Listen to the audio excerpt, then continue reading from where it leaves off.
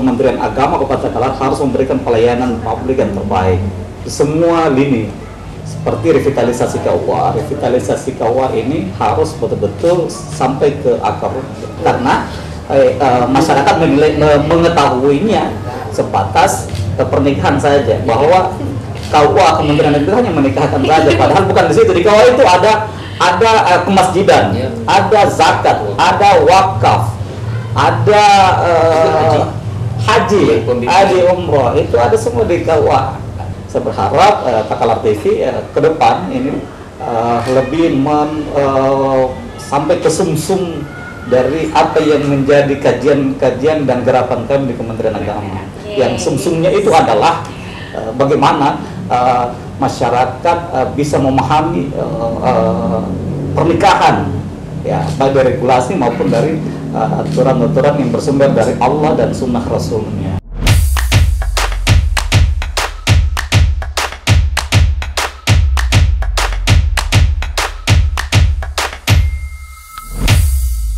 Assalamualaikum warahmatullahi wabarakatuh. Waalaikumsalam warahmatullahi wabarakatuh. Halo pemirsa Takalar TV, bagaimana kabar semua? Semoga kita semua dalam keadaan sehat, baik itu secara fisik maupun mental. Nah, berjumpa lagi bersama saya Nana Miftah dalam program Ngopirong, Ngobrol Pintar. Hari ini kita akan ngobrol-ngobrol dengan salah satu orang yang hebat pastinya, yang pasti mengambil peran dalam lingkup Kabupaten Takalar. Nah, di samping saya, pemirsa Takalar TV, itu sudah ada Kepala Kantor Kementerian Agama Kabupaten Takalar, ada Bapak Dr. Haji Muhammad MAG.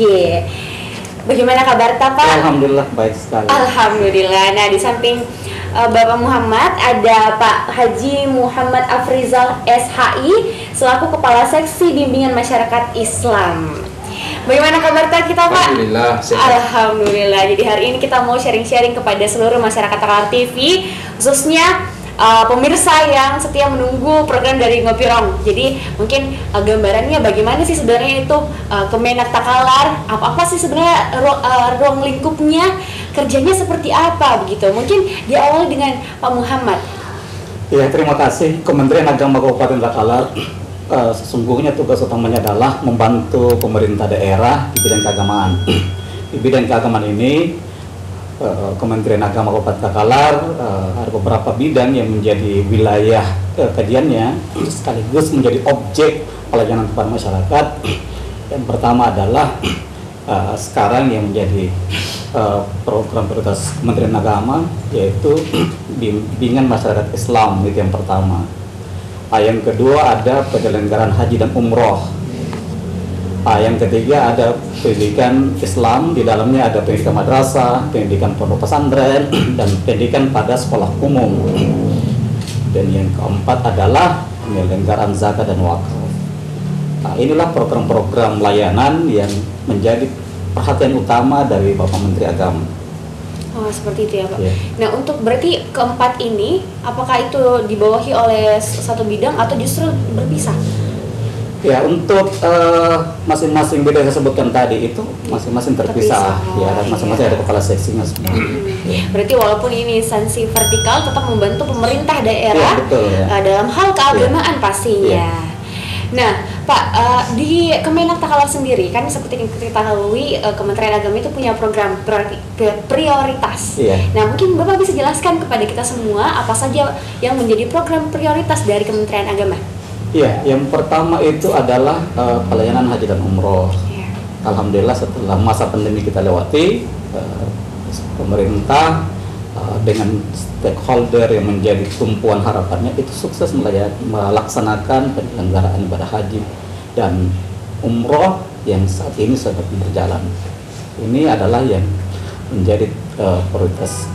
Yang kedua adalah di bimbingan masyarakat Islam, ada namanya revitalisasi KUA. Nanti Pak Kasih sebenarnya menjelaskan jelasnya revitalisasi KUA ini adalah membalikan fungsi KUA, bukan hanya sekedar melaksanakan tugas-tugas mengawinkan, menikahkan orang, tetapi pelayanan keagamaan yang lain pun harus bisa lebih aktif sehingga peran KUA itu bisa setara dengan peran camat di tingkat kecamatan.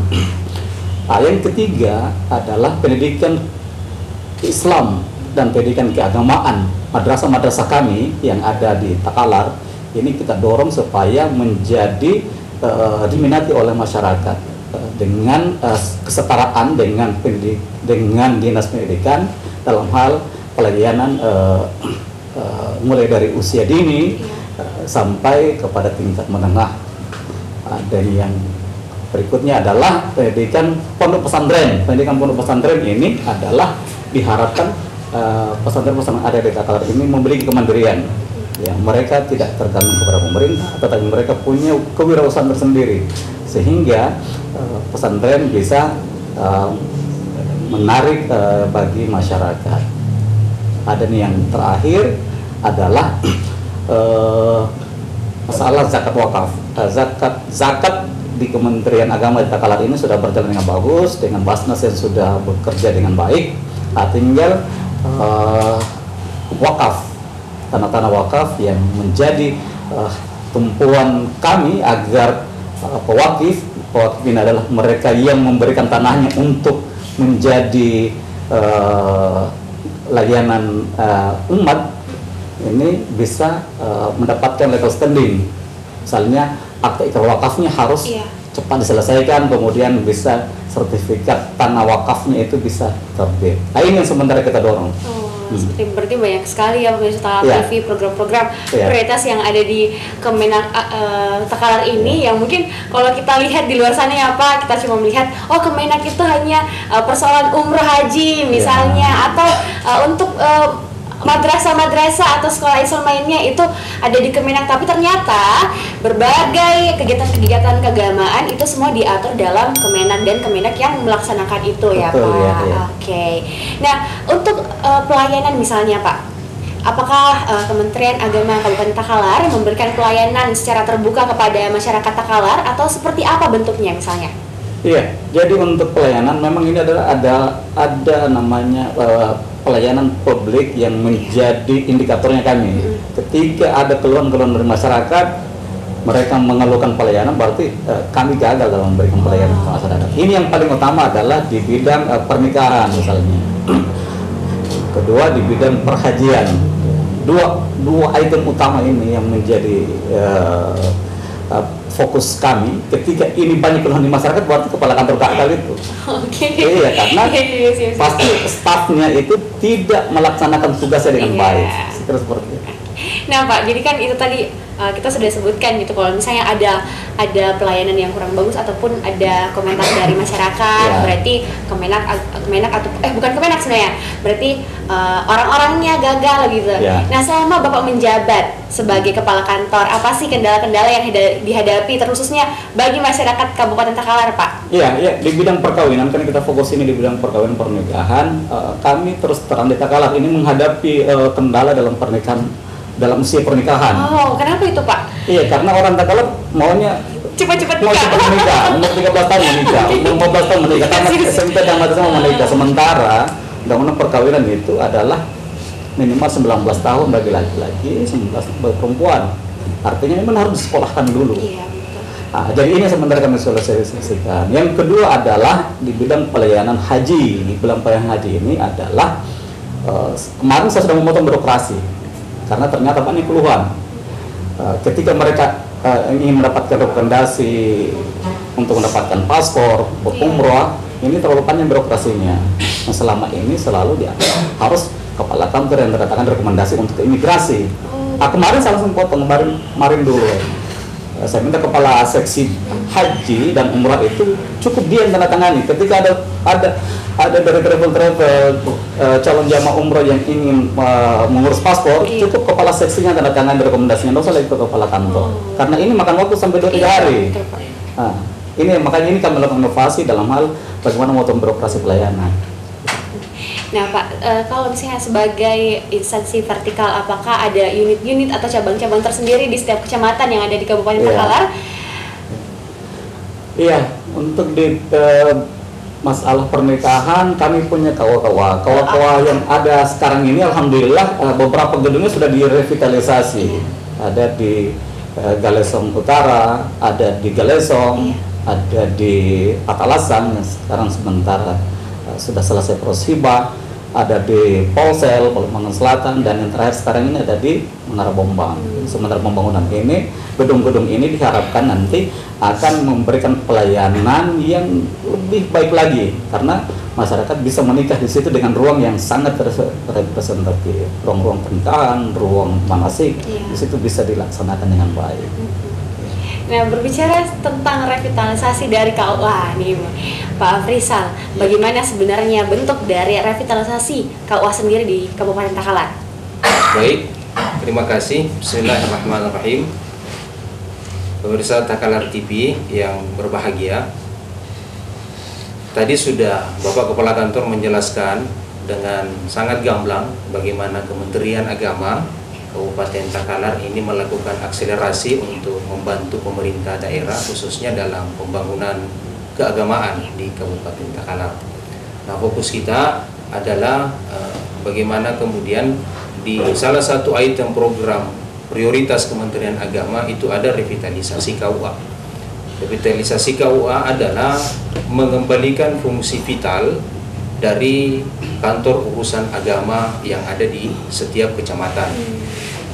Jadi kalau asumsi yang terbangun di tengah-tengah masyarakat kita selama ini bahwa KUA itu hanya tempat untuk kawin, iya betul sekali, ya, maka melalui kesempatan yang sangat berharga ini, itu kemudian kita sosialisasikan kepada masyarakat bahwa fungsi vital KUA itu tidak hanya melulu tentang pernikahan, tetapi semua akses data itu akan berbasis di KUA kecamatan.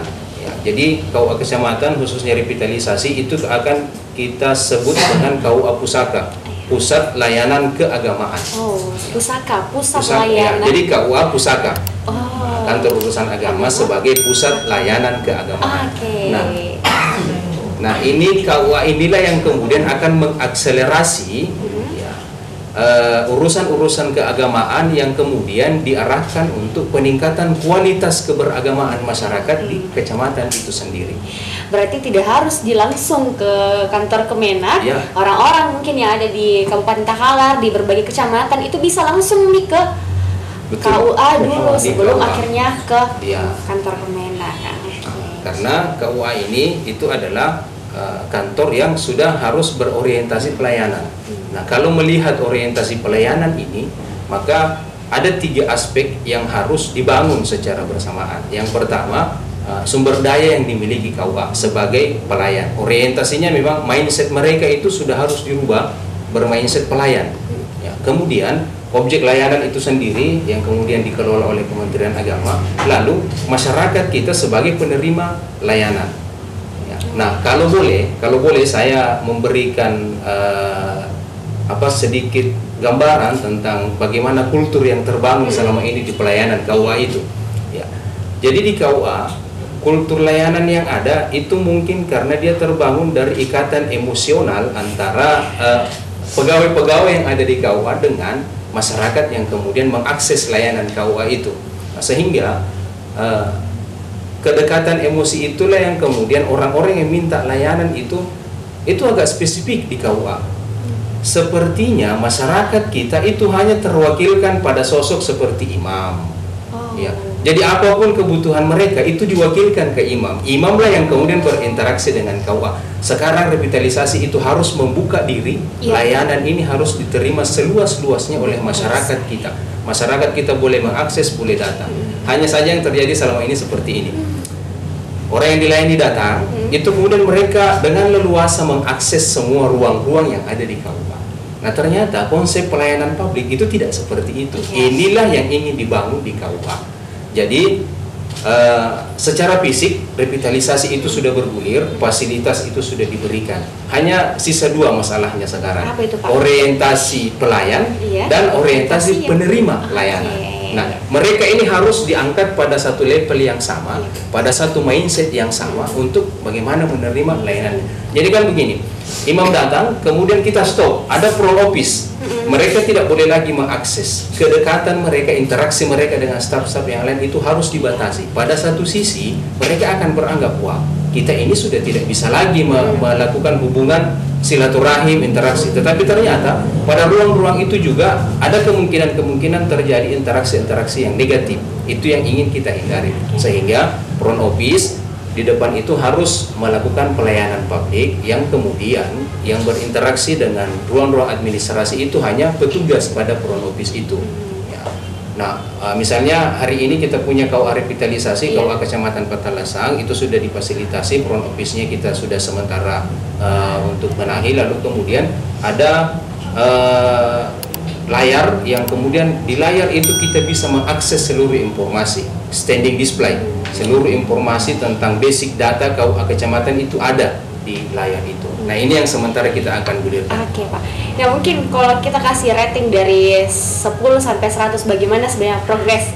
Sudah sampai mana progres dari revitalisasi KUA di Kabupaten Takalar? Ya. Kami sebetulnya tidak berani untuk memberikan karena kita ada monitoring, ya, kita ada monitoring secara berjenjang. Ada Kanwil Kementerian Agama Provinsi Sulawesi Selatan, kemudian ada Direktorat Jenderal. Mereka lah yang kemudian dan berhak. Kita ini hanya mengagregasi dukungan anggaran yang diberikan, kemudian pegawai-pegawai kita dari segi sumber daya itu kemudian ditingkatkan, mereka dididik, diberikan pelatihan apa dan lain sebagainya. Nah, terkait dengan apa yang kita mulai hari ini, ya itu kita sudah melakukan progres yang cukup baik karena kita sudah ditunjuk melalui SK, ya kita sudah di SK-kan sebagai salah satu KUA revitalisasi, yaitu KUA Kecamatan Petalasang. Ke depan ini akan ada 2-3 KUA lagi, insya Allah di Kabupaten Takalar. Kita butuh doanya kepada pemirsa Takalar TV supaya KUA-KUA kita ini menjadi KUA-KUA revitalisasi. Iya, betul sekali. Nah, Pak, untuk menunjang, kalau tadi yang disampaikan sama Pak Afrizal ya, untuk menunjang pelayanan dari dua arah, bukan hanya dari pelayan maupun dari penerima, itu pastinya harus ada informasi yang didapatkan oleh penerima bahwa misalnya revitalisasi sudah terjadi di KUA Kabupaten Takalar. Apakah mungkin sudah ada bentuk sosialisasi yang diberikan oleh Kemenak kepada masyarakat Takalar atau seperti apa, Pak?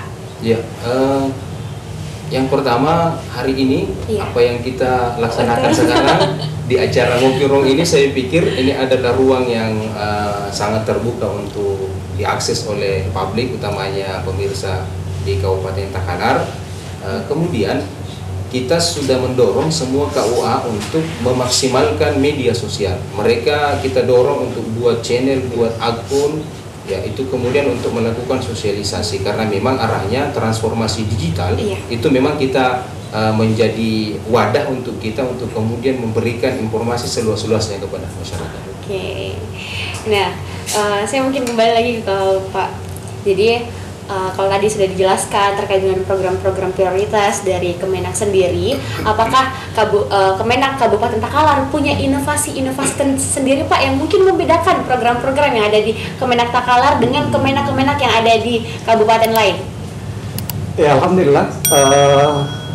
Tahun pertama saya di Takalar itu langsung meluncur program Madrasah Al-Quran. Oh, program Madrasah. Iya, Madrasah Al-Quran. Ini para penyuluh-penyuluh agama harus bagus bacaannya, harus bagus tajwidnya, harus balaganya harus bagus, karena mereka yang berhadapan langsung dengan masyarakat, mulai dari usia ini sampai usia lanjut usia di majelis-majelis taklim. Alhamdulillah, tahun kedua ini setelah saya melakukan cross check di Ramadan yang baru, itu alhamdulillah para penyuluh-penyuluh kita hampir semua sudah bagus bacaan ini. Sudah bagus, makanya di tahun kedua dan masuk tahun ketiga ini nanti para guru-guru madrasah lagi akan menjadi target kita. Jadi Madrasah Al-Quran ini memang di-launching langsung oleh Bapak Kepala Kantor Wilayah, ya, sehingga ini memang harus kita memperbaiki progresnya karena dari akibat dari COVID-19 ternyata pembelajaran di rumah itu sangat besar pengaruhnya terhadap ketidakpenguasaan generasi kita terhadap cara membaca yang baik. Yang kedua, digitalisasi literasi digital lah, seperti itu ini ya. Ini sementara sudah kita mulai jalankan semua di madrasah-madrasah, di kawah-kawah ini semua sudah sistem literasi digital. Nah, kita perlahan-lahan walaupun masih banyak dari SDM Kemenak Takalar ini yang masih ya saya kira bisa saya maklumi saja, mereka memang tidak bisa melek dalam informasi dan teknologi, sehingga ini harus kita budayakan literasi gitu, digital. Yang ketiga adalah sebagai dari program Bapak Menteri Agama Pak Gusman, itu adalah moderasi beragama. Ini karena kita di Takalar ini hampir 100% Muslim, sehingga program moderasi beragama ini harus tampak dari perilaku masyarakat di Takalar. Indikatornya adalah mereka cinta NKRI, mau hidup toleran dengan yang berbeda mazhab, bukan yang berbeda agama, karena Takalar tidak ada beda agama, yang beda mazhab. Iya betul. Ya, kemudian bisa membuka ruang diskusi keagamaan gitu, supaya tidak cepat mencap orang bahwa dia itu liberal, dia itu tertutup atau eksklusif ya, seperti itu. Ini program-program yang sementara. Untuk di madrasah ini yang kami galakkan terakhir ini adalah Go Grand. Apa itu Pak? Menghijaukan madrasah dengan bertambah pohon. Seperti ini. Alhamdulillah ini untuk sementara. Iya. Kita di Penyuluh ada juga program inovasinya Apa itu Pak? mewajibkan satu penyuluh satu sertifikat wakaf. Oh. Ya. Ya. Sebentar itu. Luar biasa, berarti banyak sekali program. Selain dari program prioritas, ada beberapa memang program yang betul-betul dilaksanakan oleh Kemenak Agama yang Kemenak Takalar yang membedakan Takalar dengan kabupaten-kabupaten yang lain, bisa dibilang seperti itu ya Pak.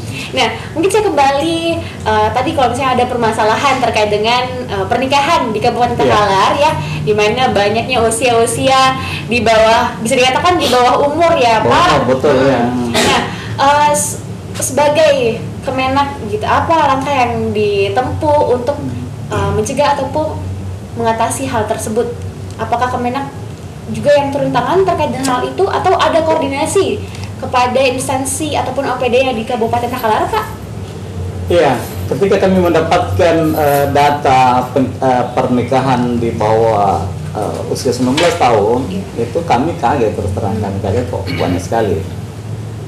Setelah kita mengecek di kawah-kawah kecamatan ini hadir bersama kepala kawah, mereka memang tidak berani mengawinkan anak-anak kita yang belum usia 19 tahun. Kecuali ada dispensasi dari pengadilan agama.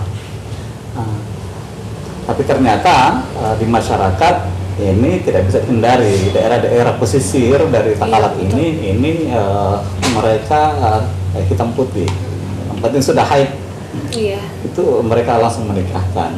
Persoalan buku nikah di belakang ini menjadi masalah, sehingga kita koordinasi dengan dinas kependudukan dan catatan sipil itu mereka bilang kami hanya data saja, sehingga perlu ada kerjasama tim di sini, dalam hal sosialisasi agar masyarakat bisa perlahan-lahan keluar. Mungkin kita butuh waktu 10 sampai 20 tahun mungkin.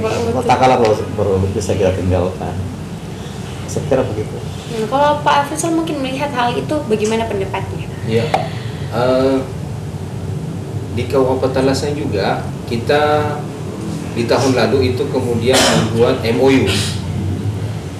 MOU dengan para kepala desa dan kelurahan untuk kemudian melakukan antisipasi terhadap terjadinya pernikahan di bawah umur. Karena kalau KUA itu diajukan berkas dan ini di bawah umur, itu otomatis tertolak. Ya, itu pasti kami tolak. Nah, masalahnya begitu kami menolak, itu tidak serta-merta menghentikan pernikahan. Ini masalah. Ya, di sini letak masalahnya, karena begitu KUA menolak, itu tidak serta-merta kemudian pernikahan itu berhenti. Nah, sehingga kami kemudian melakukan penelusuran itu ke akar. Harus melibatkan perangkat desa, melibatkan penyuluh-penyuluh kita untuk kemudian mendeteksi dini di mana ada kemungkinan dua keluarga yang ingin menyatukan melalui pernikahan itu dan mereka di bawah umur ini harus diberikan pendampingan untuk kemudian menempuh jalur-jalur yang punya legalitas. Misalnya kalau memang mereka sudah harus menikah, itu kan ada jalurnya, bisa diberikan dispensasi di pengadilan agama. Nah, ini yang kemudian jalur ini yang kemudian oleh masyarakat kita jarang ditempuh. Ya, bahkan tidak begitu mau menikah sudah menikahkan saja, persoalan mendapat buku nikah atau tidak itu kemudian persoalan kedua. Tetapi pada segmen-segmen berikutnya ya di Ngopirong ini itu kami akan spesifik mengawal ke situ. Iya, mengawal ke bagaimana khusus mengantisipasi itu dan mendeteksi kejadian-kejadian yang lahir di masyarakat terkait dengan pernikahan dini. Nah Pak, tadi sempat disinggung juga tadi terkait dengan transformasi digital gitu. Saya melihat di sini ada salah satu program prioritas yaitu ada Cyber Islamic University. Itu sebenarnya bentuknya seperti apa Pak? Untuk Cyber Universitas Islami ini sesungguhnya adalah program internasional yang ditawarkan oleh Bapak Menteri Agama yang sebelum Pak Yakut ini masih Pak Lukman Hakim Saifuddin. Itu terpusat di Jakarta. Itu universitasnya itu universitas internasional, yaitu langsung program S2 S3 itu ada satu. Jadi semua nanti anak-anak kita yang berbakat dari seluruh Indonesia itu akan dikuliahkan di sana dan terasrama terkonek semua dengan Timur Tengah dengan Islamic Studies yang ada di dunia Barat. Itu sangat komplit, sehingga yang menjadi tujuannya adalah bagaimana Islam di Indonesia ini itu bisa menjadi Islam yang moderat seperti yang diajarkan di Universitas Al-Azhar Kairo di Mesir. Iya. Jadi antara Kairo dengan universitas yang ada nanti ini memang satu sistem dalam membangun moderasi beragama, bukan Islam yang fundamental, bukan Islam yang ekstrem seperti itu. Itu sesungguhnya menjadi program dari Cyber Islamic University ini, sehingga pemahaman generasi muda Islam ke depan itu sangat bagus pemahaman keislamannya. Iya. Berarti betul-betul memang Kementerian Agama mendukung penuh bagi pemuda-pemudi misalnya yang ingin melanjutkan sekolah di tingkat internasional, itu bisa ya Pak berarti. Bisa, Oke. Dan itu menjadi ranah kerja dari Kementerian Agama. Ya, dari di bawah komando dari Direktorat Jenderal Pendidikan Islam.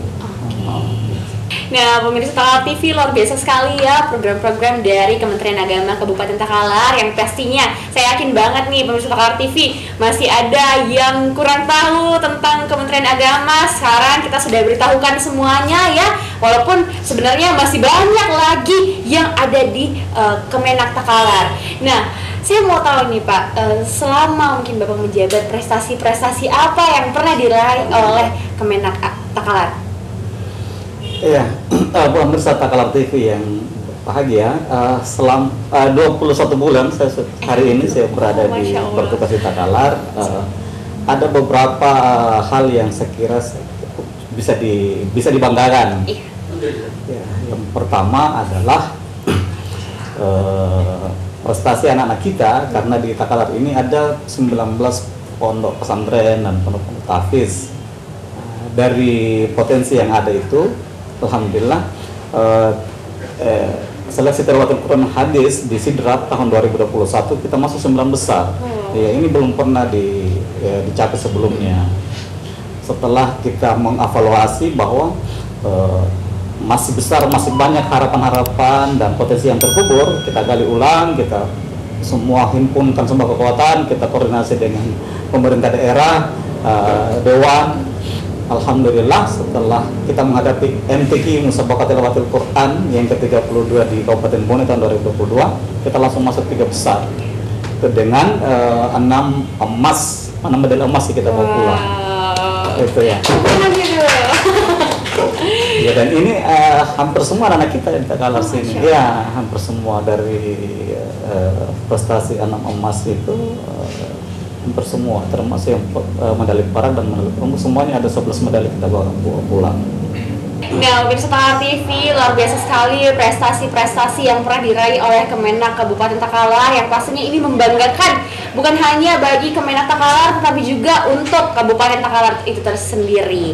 Dan sekarang kita akan mendengarkan harapan-harapan dari bapak-bapak yang ada di samping saya ya.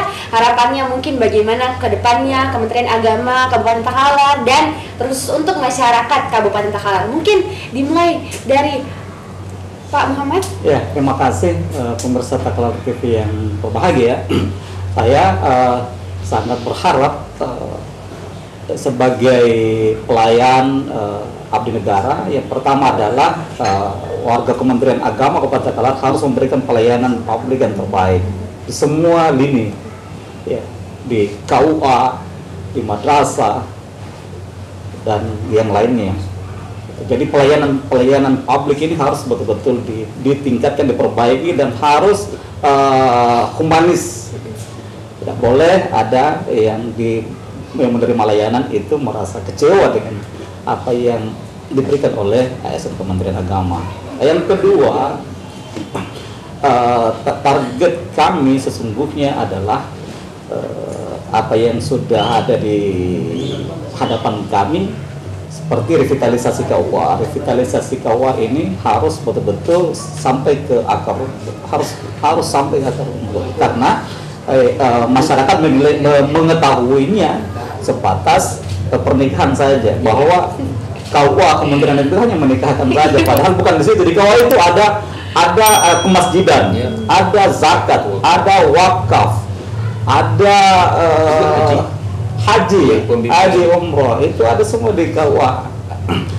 Kalau revitalisasi ini tidak bisa sampai ke akar bawah, di akar rumput, ini otomatis harapan Menteri Agama itu pasti gagal ke bawah, karena KUA tidak dengan berbagai instrumen baru, tampilan-tampilan baru, gedung baru, itu harus melahirkan pelayanan-pelayanan baru yang inovatif. Yang ketiga, saya berharap Takalar TV ke depan ini lebih sampai ke sumsum dari apa yang menjadi kajian-kajian dan gerakan kami di Kementerian Agama. Yang sumsumnya itu adalah bagaimana masyarakat bisa memahami pernikahan, ya, baik dari regulasi maupun dari aturan-aturan yang bersumber dari Allah dan sunnah Rasulnya, seperti itu. Kemudian haji, seperti itu. Sekiranya ini yang menjadi harapan saya. Pak Prisa, harapan tak bagaimana Pak? Baik, kami di Seksi Bimbingan Masyarakat Islam ketika berbicara tentang revitalisasi KUA, maka kami ini sementara menuju untuk menyajikan service excellent, untuk menyajikan layanan-layanan prima kepada masyarakat kita. Maka kami membuka ruang yang besar, kami berharap kepada masyarakat untuk mengakses ruang-ruang itu, ya. Akses layanan ke Kementerian Agama dan KUA itu bukan hanya kemudian ketika mereka butuh kepentingan administratif, tetapi menyajikan informasi, menyajikan ruang-ruang data kepada kami tentang apa yang terjadi di masyarakat. Itu saya pikir menjadi ruang partisipatif yang akan membuka komunikasi kita antara layanan yang kita berikan dengan masyarakat yang terlayani. Karena sesungguhnya sebaik apapun yang kita berikan layanan itu, maka penentu apakah ini baik atau tidak itu diuji oleh publik. Mereka lah yang harus menyampaikan kepuasan. Olehnya itu kami akan ke depan membuat itu beberapa indikator yang akan kami sebar ke masyarakat untuk kemudian mendapatkan penilaian dari layanan yang kami berikan. Terima kasih. Iya, luar biasa sekali Takalar TV. Bapak, makasih banyak atas waktu untuk sharing-sharing bersama seluruh masyarakat Takalar TV. Dan pemirsa Takalar TV, itulah tadi sesi ngopi rong kita ya untuk episode Kementerian Agama Kabupaten Takalar yang pastinya sangat menarik untuk kita bahas. Dan ini sebenarnya masih kulit-kulitnya ya Pak, masih banyak sekali hal yang ada di dalam Kementerian Agama Kabupaten Takalar. Dan pastinya seluruh harapan yang telah disampaikan oleh bapak-bapak yang ada di samping saya itu bisa menjadi dasar ataupun pengingat bagi seluruh masyarakat Takalar TV ya, untuk bisa mendukung secara penuh setiap program yang ada di Kementerian Agama Kabupaten Takalar. Untuk itu saya Nona Miftah pamit undur diri, sampai jumpa pada ngopi rang selanjutnya. Wassalamualaikum warahmatullahi wabarakatuh. Waalaikumsalam warahmatullahi wabarakatuh.